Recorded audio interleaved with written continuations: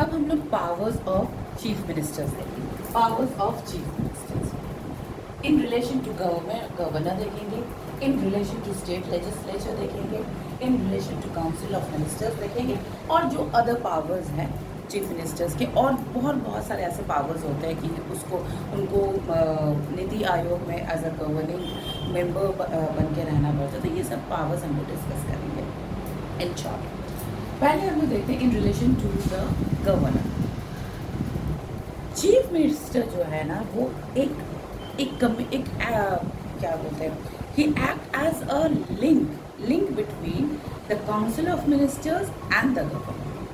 जो भी day to day work हो रहा है, जो भी डे टू डे बिजनेस हो रहा है, डिसीजंस लिया जा रहा है, जो भी एक्ट्स आ रहा है, लॉज आ रहे हैं, what ever the thing is going on, what ever the progress is going on in the state, he have to communicate, chief minister have to communicate this to the governor। जैसे कि मान लीजिए कोई एक case हुआ है, suppose अगर हम लोग एक एग्जांपल ले, कोलकाता अभी जो रिसेंट चल रहा है कोलकाता मर्डर केस का, तो इसमें चीफ मिनिस्टर की जो ड्यूटी है वो डे टू डे क्या प्रोग्रेस हो रहा है, कितने कल्प्रिट पकड़ा गए, या what is the progress of this case, ये सब जाएगा information from by the chief ministers to the governor. कोई भी एक लॉ आ रहा है, कोई भी एक नया प्रोग्राम लॉन्च किया जा रहा है या स्कीम लॉन्च किया जा रहा है, इन सब चीज़ का इंफॉर्मेशन दिया जाएगा चीफ मिनिस्टर गवर्नर को by chief minister. Chief minister और सजेशंस देते हैं, एडवाइस देते हैं गवर्नर को कि जो हेड है, appointment of the head like state public service commission, state election commission, इनके जो हेड है अपॉइंटमेंट में इनको वो एडवाइस करते हैं, चीफ मिनिस्टर्स एडवाइस करते हैं गवर्नर। तो ये है गवर्नर का power of chief ministers in relation to the governor. अब हम लोग आते हैं in relation to the state legislature. एक चीफ मिनिस्टर जो है ना वो अपने पार्टी का वो लीडर होता है।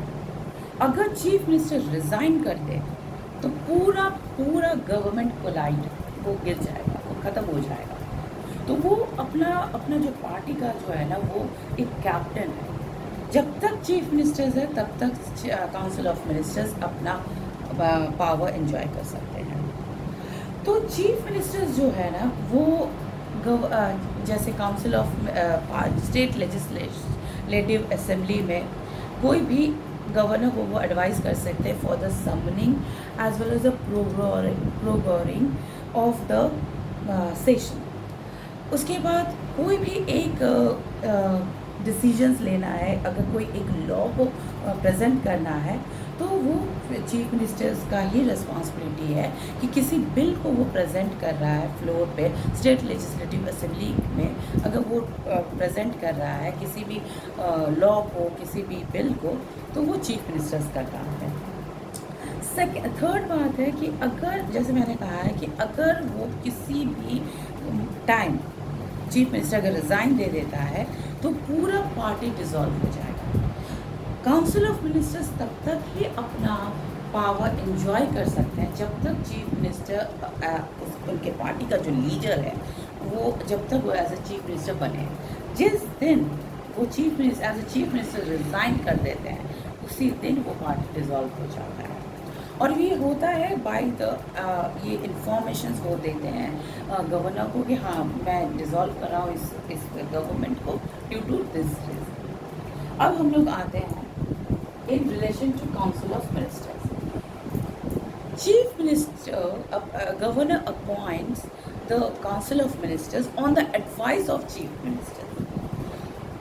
Governor will listen. Chief Minister is the whole and sole responsible person who will decide which department, which portfolio will be given to which minister. जैसे कि अगर हम लोग थोड़ा नेशनल लेवल पे देखें कि पार्लियामेंट में मोदी गवर्नमेंट डिसाइड करते हैं कि किसको होम मिनिस्टर मिलना चाहिए, किसको डिफेंस मिनिस्ट्री मिलनी चाहिए, किसको फॉरेन मिनिस्ट्री मिलनी चाहिए। In the same way, in the state, in the context of the state, the chief minister will decide who will be the home minister, who will take care of the education ministry, who will take care of the health ministry. These all things are decided by the chief minister, who advise the governor to appoint these ministers to these particular portfolios or the departments. अगर अब हम लोग आते हैं other powers of chief ministers है कि वो कभी कभी he is the active member of governing body of Niti Aayog. He is the vice chairman of state council ministry chamber.